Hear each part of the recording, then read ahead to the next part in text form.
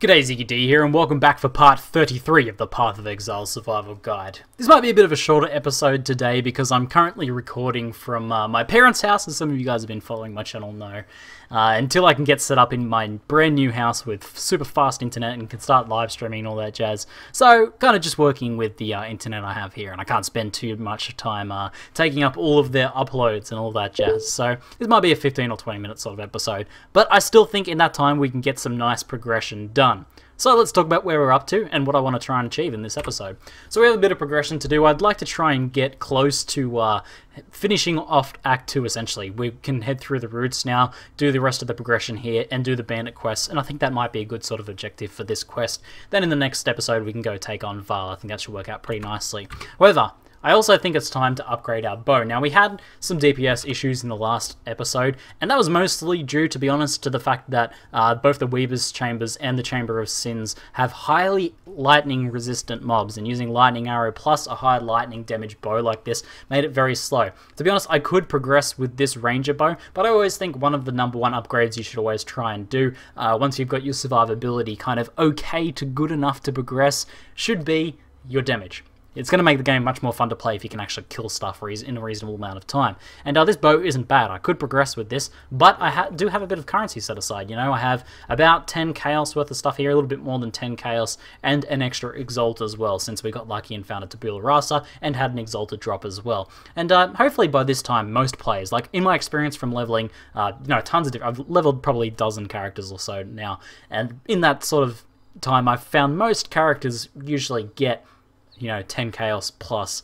by this point in the game. And if not, you can always take some time to sell gear. We've sold almost no gear on this character whatsoever. The only thing I've sold is a Tabula Rasa. I've got things that I could certainly sell. I've got some skill gems, I've got some okay leveling gear I could sell, and I've got, some uniques and things like that I could potentially sell as well. So there's definitely more currency I could make on this character, and farming Fell Shrine is going to get you some stuff that'll be worth things. If nothing else, you might find some quality gems that you could sell off for a few Chaos here and there.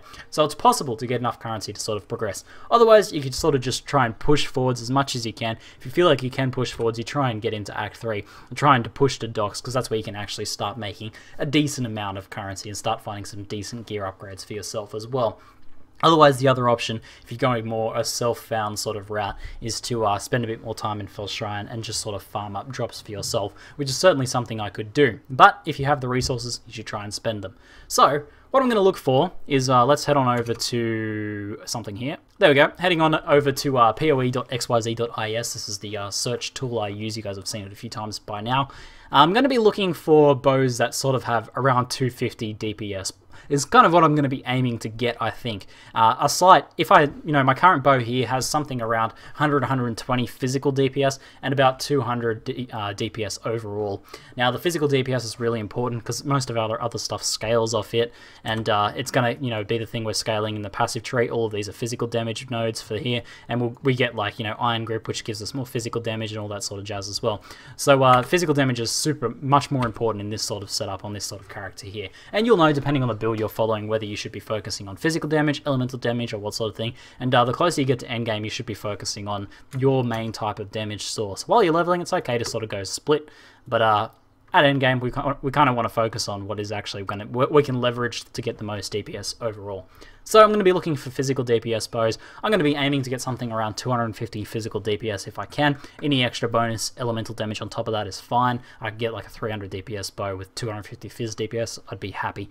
But I have about 1.3 exalts to spend, 1 exalt and 10 chaos. If I can get a 250 phys DPS bow for 10 chaos, which is possible, I'll try and do so. I've seen some that are sort of around that mark here. I've got one for 12 chaos here. It's 246, for example. That would be a good option right off the bat. I don't exactly have 12 chaos, so I might have to sell my exalt if I get really desperate. But we'll see what we can do. So I'm going to do a little bit of sort of searching. The only thing I'm just going to be looking for is, basically, you should go into this thinking about what's the best I can get with sort of my currency, how much am I willing to spend on this, and look for things that have buyouts and whether they've sold. So for example, this one here had 1 exalted. It is sold. It had 250 Fizz DPS, which is one Exalt might be a little bit high on that based on this other one here that's 12 Chaos with 250 Fizz DPS. However, it has 300 overall DPS because of the added fire damage as well. So for one Exalt, we can sort of say this is sold for this amount. That was probably a pretty good deal, and the person who bought this thought it was a pretty good deal at least. So, you know, we've sort of got a bit of an idea of what to gauge in terms of prices for these bows. So I'll see what I can find, contact some people, and I'll get back to you guys with how I go. Okay, so a bit of an update. Through my searching, I was sort of just browsing the different ones here, and I was about to settle on sort of like a 240 something DPS bow and try and contact the people and get that for about 10 Chaos. But by the way, don't use any of these prices yourself as guidelines because these sorts of things change incredibly depending on, you know, when you're playing in a league and all that sort of jazz.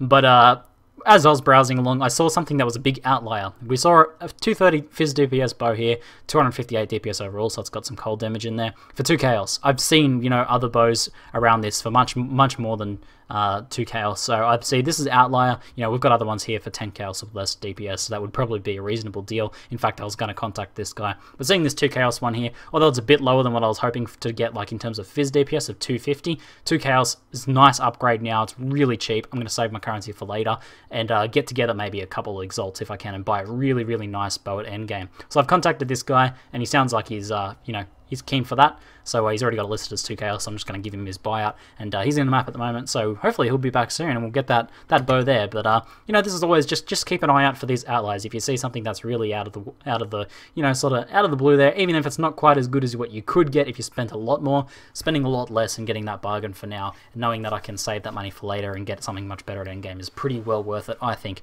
And this will be a nice DPS increase because the extra Fizz damage will scale really nicely, and it still has some resist on it as well, which is nice. I think we have a little bit of resist on our current bow, so that's probably going to help out a bit more. We're still a bit low on all of the resistances, so maybe something we look forward to next. Maybe we spend what we save on some defensive pieces pretty soon, but I think we'll be able to progress once we get this bow. So I'll give you guys an update when I get that bow. Just as a quick reminder, one of my favourite things to do while waiting for a trade to happen is to go check the vendors for some of that easy cash money. That's right. Remember to check for your chromatic items and your 6 socket items especially. These ones are like, that's like half a Chaos right there in terms of currency. And all those, few transmutation orbs turned into some chromatics and jewelers, which I might even need on my weapon. I'm going to get in a minute as well, so always very handy to do. Yeah, I was pretty low on chromatics, so I should probably just check all these vendors. Always a good thing to do while waiting for a trade to happen. Alrighty, while I'm waiting for this trade to go through, because the guy's in an endgame map at the moment, it might take a while. I'm just going to start my progression. No reason why I can't simply jump back into town after I kill a few things. Oh, looks like a little bit desyncy. There we go. So nothing too much to note about this, you know, heading through the Railway Zone. You should have already been through here. Pretty easy stuff. Man, it's been a while since I've played Path of Exile. It's actually kind of tripping me out a little bit. Gonna have to sort of get my eye back in for it. And might have to be a little bit cautious until then.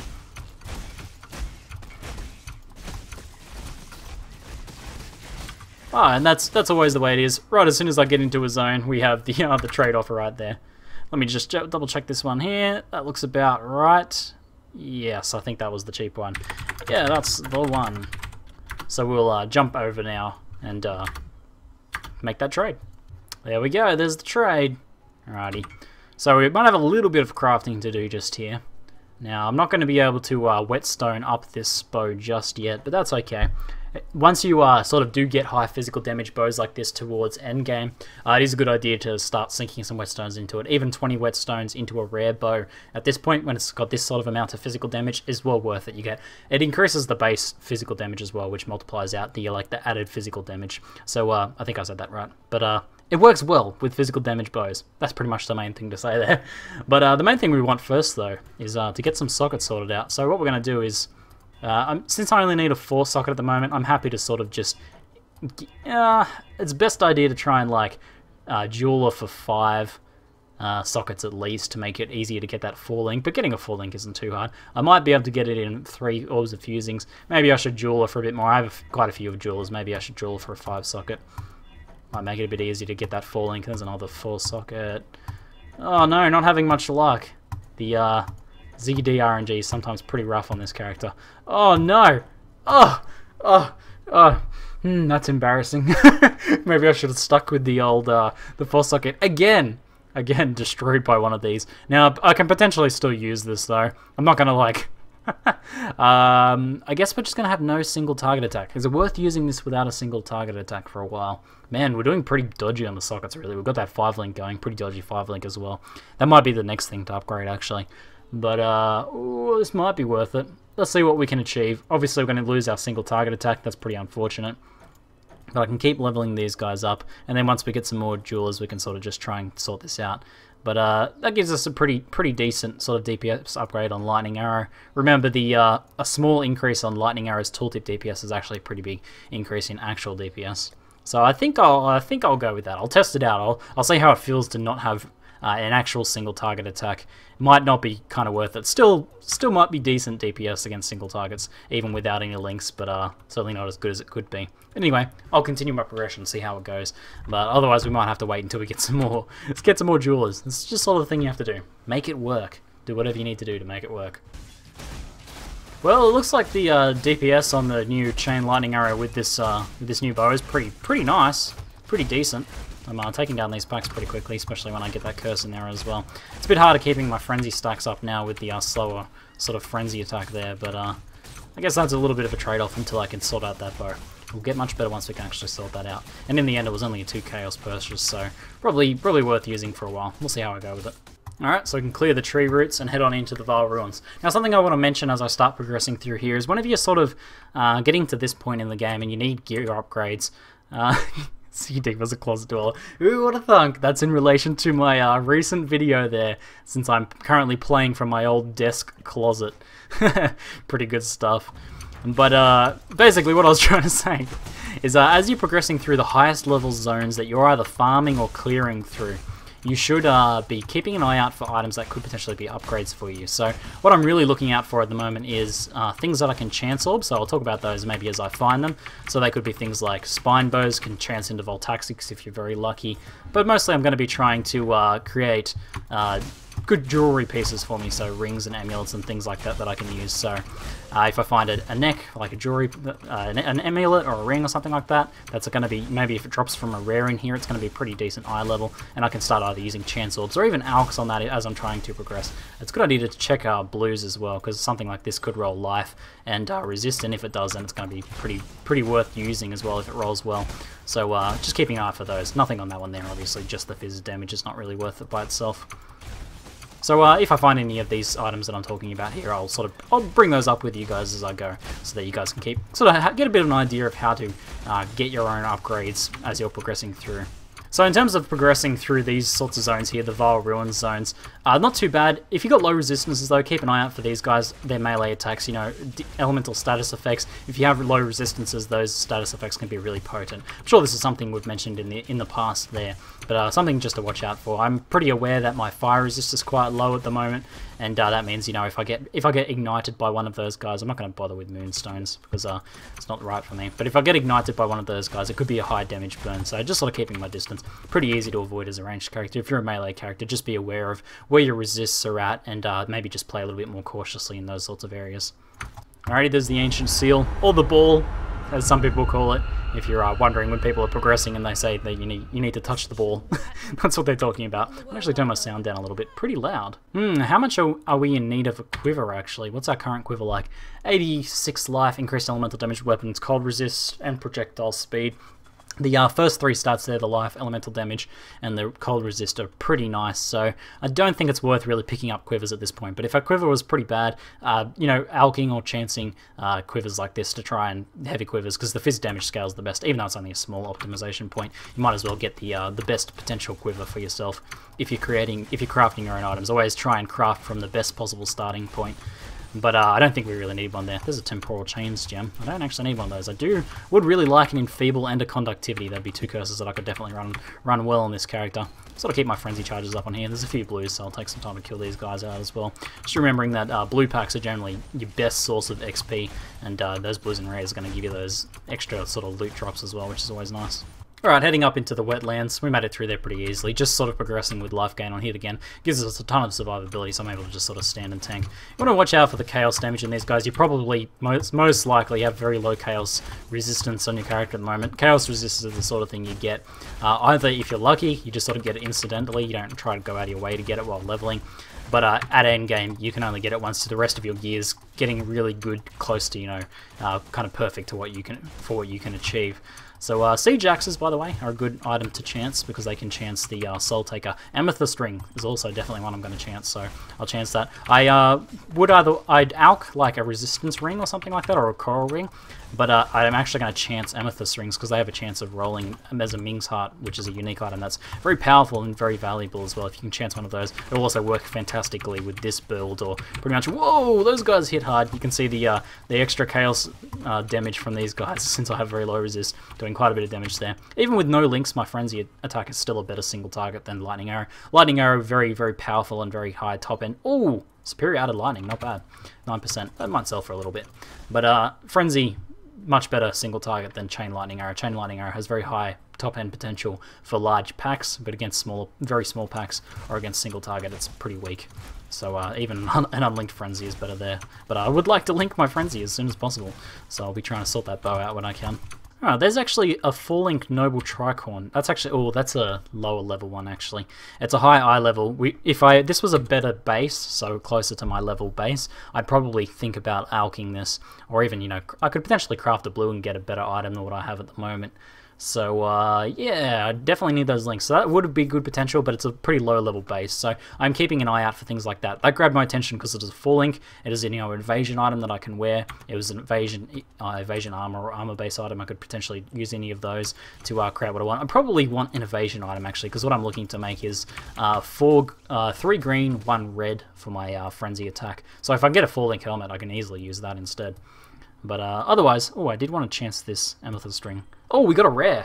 What's it got? Mana regen, life, extra mana, 36 strength. This isn't without value. That has potential value to someone, but not to us. That's not useful for us at all. That mana regen, obviously, not helpful when we have no mana. So there's that there. Now we're in Merciless now for the bandit quest. So I've grabbed that waypoint now. I actually need to decide which bandits I actually want to kill or help. There's 2 options for this sort of character, and you should always consider these options. Endurance charge, basically, so helping Oak for the endurance charge, is never really a wrong choice on any character. Most characters, except for maybe like a pure evasion character, but for most characters, going to be used something like cast on damage taken with enduring cry and getting endurance charges. 3 endurance charges usually works pretty well. 4 works pretty well as well, but any more than 4 is generally not worth it on cast on damage taken unless you're using enduring cry for some other reason, or you're using it manually cast as well. This character uses Frenzy as one of their primary sources of single target damage, so Frenzy there, straight out, really standout choice for us. The other one, Power Charge. You should know if your build needs power charges. Only specific crit builds or conduit builds need power charges, so that's not really an option for us, especially since we use Resolute Technique and don't crit anyway.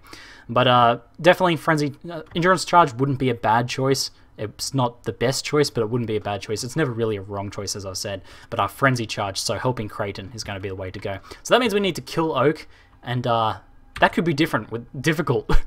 Not different, very difficult without a single target attack. Now we have the Frenzy, but I really want Frenzy linked to Life Leech at least, so I can stand there and tank Oak. So I'm not going to fight Oak yet. So what I will do though is go fight Alira. I don't believe we've fought Alira just yet.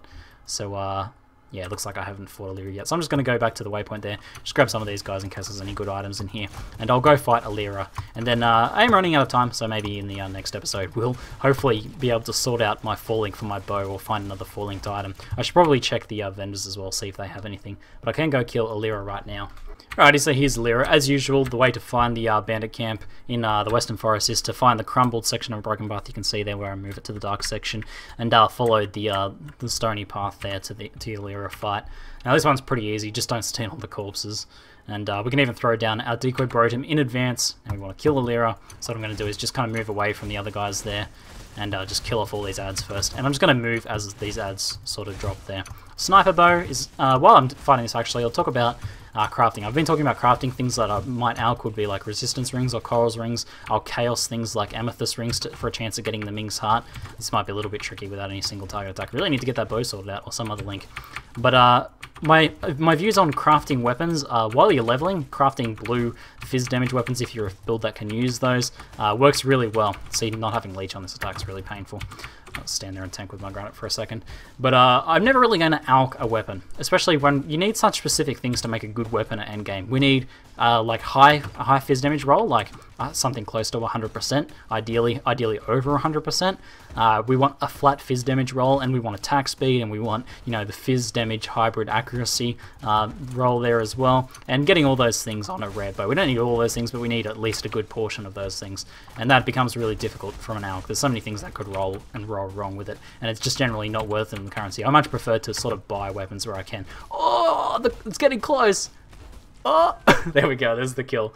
Good stuff. Is there any good items dropped? But, you know, like a superior thicket bow, sure, thicket bows can be really good items for us, but you're going to blow so many alchs trying to alch a good thicket bow before you get anything even usable. So much better, as you saw. You know, I spent 2 chaos buying this current bow that I'm using, which was a nice little DPS upgrade. That's 4 alch equivalent, basically. I'm not going to get a bow like this in 4 alch. It's just super unlikely. Whereas things like rings, you know, if I alch a ring, there's a good chance that if it's not going to be useful for me, it's going to be useful for someone else. And sometimes they'll just roll nothing. They can, at least if they're over level 60, be used in the Chaos Orb vendor recipe. Same goes for amulets and belts. So there's a good chance that they're going to have value for either you, someone else, or at least the vendor recipe if nothing else. So you're kind of going to get some of your money back there. I find they're the best thing to alch in general. And armor pieces, they can have some potential, but generally I think jewelry is the best way to go. So there's the Allura kill. Let's just check if any of these items are any good here. Nope, just looks like a bunch of vendor food there, and I don't even know why I have that sword. And I'm not going to bother with the rustic sash. Though, as a side note, the belts that I'll probably be trying to alch, if I'm going to alch any belts, will be rustic sashes with like 22% plus sort of increased physical damage, the max roll being 24%. I want to try and give yourself the best starting point as possible. So that pretty much covers it for this episode. Sorry about the shorter episodes. We'll continue, you know, doing this series. I'll try and get these out pretty much daily to you guys for a while until I can get back on my good internet. But good fun. Let's made a little bit of progress. Got this sort of stuff done. Next episode we'll take out Oak, hopefully, after we can link our bow together. I might have to do a little bit of farming before I can do that. We'll take out Oak, then we'll go help Creighton, and maybe start progressing on towards Val. Anyway, that's it for now. I'm ZiggyD, and thanks for watching.